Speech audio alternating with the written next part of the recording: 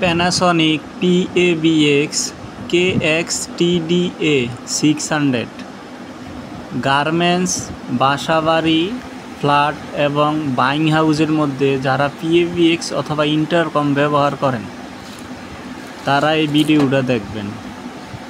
বছরে অন্তত একবার অথবা 6 মাস পর বছরে 2 বার যদি আপনারা মেশিনগুলা এরকম বোলার মেশিন দিয়ে ক্লিন করেন, মেশিন খুব ভালো চলবো, সমস্যা হইব না। কি পরিমাণ ময়লা যে এই মেশিনে মধ্যে জমা হয় না দেখলে বুঝতে পারবেন না। ভিডিওটা শেষ পর্যন্ত দেখেন। এই মেশিনটার ভিতরে একটা ইঁদুর ঢুকে ছিল তার পাওয়ার সাপ্লাইয়ের ভিতরে। ওইলা ক্লিন করার পরে ওই ইঁদুরটা একদম শুকায়া শুটকির মতো হয়ে গেছে। পরিষ্কার করলে মেশিনটা ভালোই চলবো, বাড়তি ঝামেলা খরচ থেকে মুক্তি পাইবেন।